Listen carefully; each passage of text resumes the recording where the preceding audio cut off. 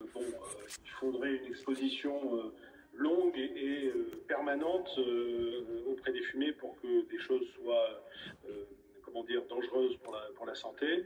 Il y a les préconisations qui sont faites, c'est d'éviter de sortir de chez soi s'il y a des nuages de fumée importants. Évidemment, de, comment dire, de faire en sorte pour les personnes qui sont sensibles, d'être encore une fois à l'abri dans les domiciles. Donc à ce stade, il n'y a pas de risque particulier pour les habitants qui se trouvent dans ce massif et plus généralement dans le département. À partir du moment où ils n'ont pas été exposés pendant un temps long à des fumées lourdes, non, il n'y a pas de risque. Dès lors que, évidemment, il peut y avoir des sensations de gêne, de picotement de gorge ou des yeux, mais il faut être confronté à des situations longues dans la durée. J'ai été plusieurs fois sur le terrain ces derniers jours. Le Premier ministre y était et le ministre de l'Intérieur également. Il y avait un peu de cendres qui retombaient, mais personne ne ressentait, niveau journaliste, me semble-t-il, de gêne sur ce point-là. Un dernier mot concernant les effectifs de pompiers. On sait qu'un certain nombre ont été blessés. Est-ce que vous avez un nouveau bilan à nous communiquer? Le bilan est à ce stade inchangé. On a 16 victimes parmi les sapeurs-pompiers, une personne en urgence absolue, mais qui semble aller mieux, mais je suis encore prudent là-dessus, 15 en urgence relative. Il y a 6 victimes civiles, donc une personne décédée, une en urgence absolue et 4 en urgence relative. Donc le bilan est inchangé depuis 24 heures en moins. Un dernier mot, vous savez que bien sûr, il y a beaucoup de colère et d'interrogations concernant les causes de ce gigantesque incendie. Une enquête est en cours. Le ministre François-Noël Buffet a dit hier que l'origine en tout cas de l'incendie avait été déterminée. Est-ce qu'on sait si l'origine est humaine ? Je n'ai pas d'informations à ce stade. La procureure de la République a ouvert une enquête et ça sera à elle de communiquer sur ce point quand elle aura les éléments nécessaires pour le faire. Merci beaucoup. Merci Monsieur le Préfet d'avoir pris le temps de répondre à toutes nos questions en direct sur BFM TV, alors qu'on suit toujours l'évolution de cet incendie qui est désormais fixé. Mais la vigilance reste de mise, bien sûr. Les pompiers sont mobilisés, encore des milliers de pompiers mobilisés, près de 2000, pour éviter que le feu reprenne sa progression et surtout pour lutter contre les flammes qui sont toujours immenses.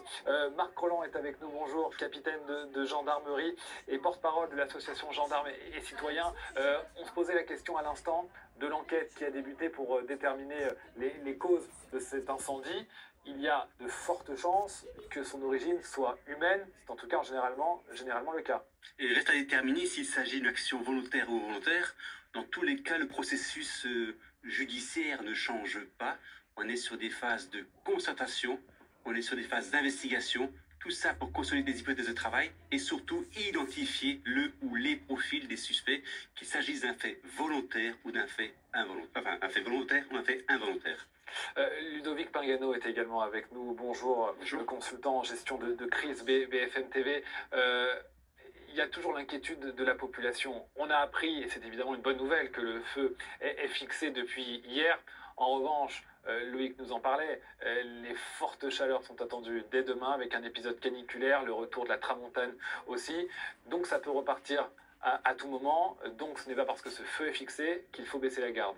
Bon, il faut rester extrêmement prudent, effectivement, et le préfet l'a rappelé. L'ogre des Corbières est touché, mais pas coulé. Feu fixé, ça ne veut pas dire feu éteint, loin de là.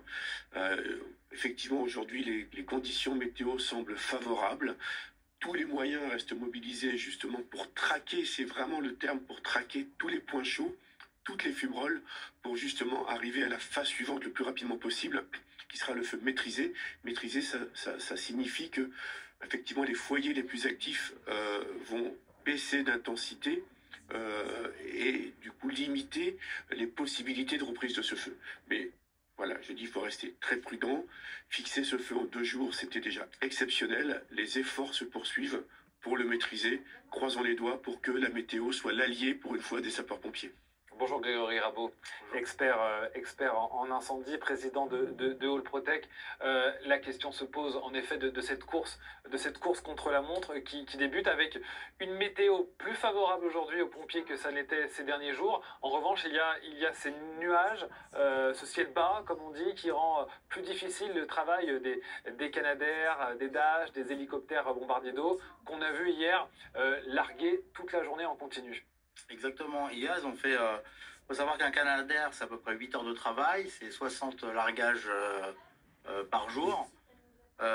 Aujourd'hui, avec les conditions météo et un ciel bas, on va avoir beaucoup moins de moyens aéronautiques. Donc, une bonne partie va se faire du traitement au sol par les personnels au sol. Donc là, va falloir traiter toute la partie point chaud sur 13 000 hectares, ce qui est énorme. Donc c'est vraiment, comme a dit le préfet, un travail de fourmi. Mais c'est vrai qu'au niveau du travail aéronautique va être réduit vu la visibilité. Et comme on sait, il y a notre visibilité pour tout ce qui est personnel au sol, où il faut faire attention à ne pas les arroser, bien sûr, et surtout à faire attention à tout ce qui est ligne électrique, et le relief qui est un peu particulier aussi dans les corbières. Beaucoup de difficultés dues en effet à la topologie du terrain, au relief et à ces nuages, Loïc, qui sont créés par l'incendie lui-même. C'est justement cette humidité dont on vous parle depuis hier qui remonte de Méditerranée avec ce vent marin, ça se matérialise par des nuages bas qui s'accrochent sur le littoral du Roussillon d'une manière générale. Ils vont s'accrocher probablement pour une bonne partie de cette journée. Il faudra patienter jusqu'au week-end, jusqu'à demain pour retrouver un ciel un peu plus clair sur ce secteur. Pour l'instant, donc, le vent vient de la mer et apporte cette humidité, ce qui limite la visibilité, notamment en vol. Ça limite la visibilité. Il faut éviter évidemment tout accident de pompiers. Il y a déjà eu 16 blessés parmi les pompiers, dont un dans un état grave. Alors le préfet nous disait à l'instant que les nouvelles sont plutôt rassurantes, même s'il ne voulait pas trop s'avancer. Avec l'accumulation de la fatigue, c'est le 4e jour d'incendie, c'est aussi un risque qui pointe pour les pompiers.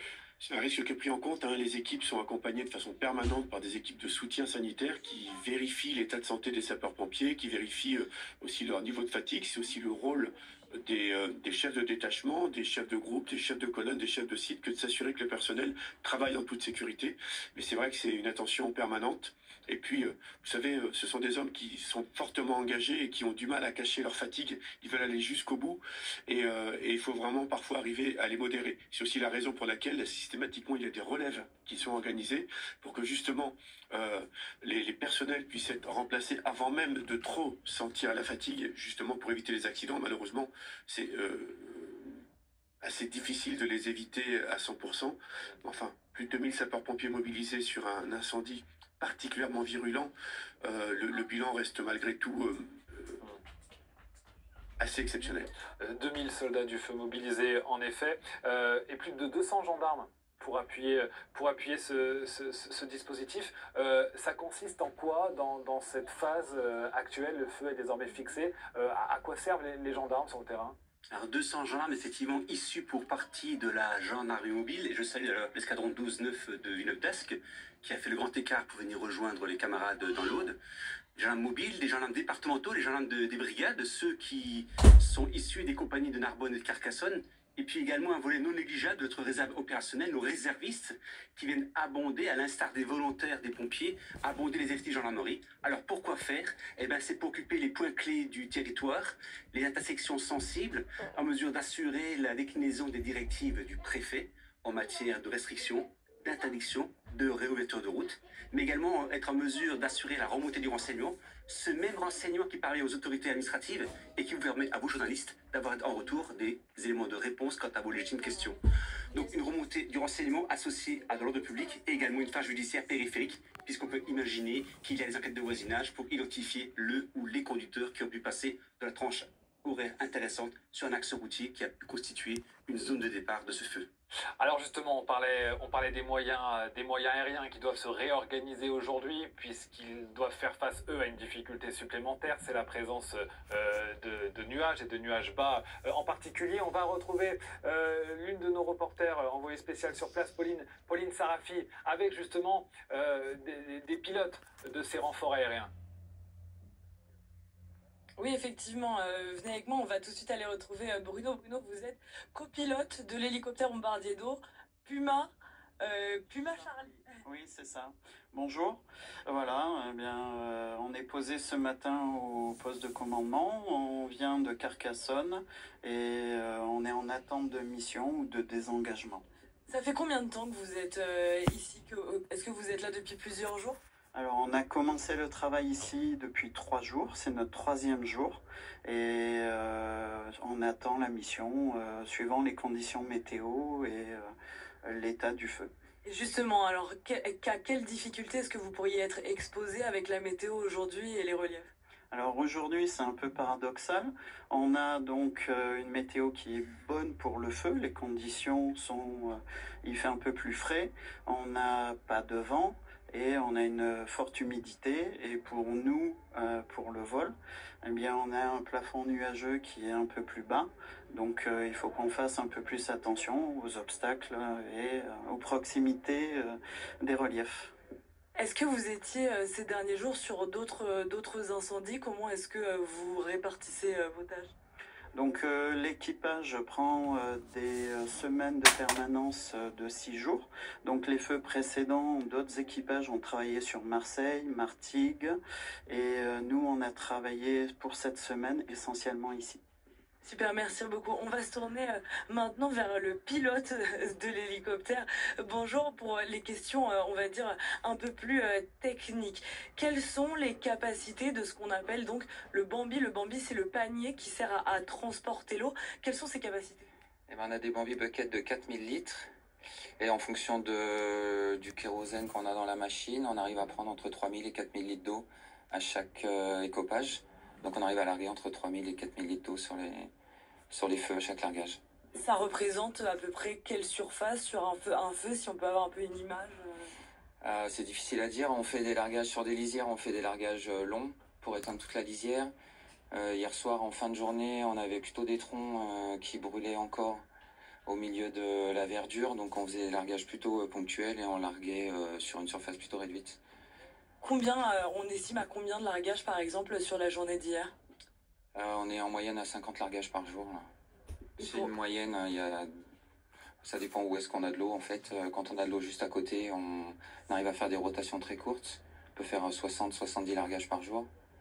Et quand on a l'eau qui est un peu plus loin, là c'était des points d'eau qui étaient difficiles d'accès.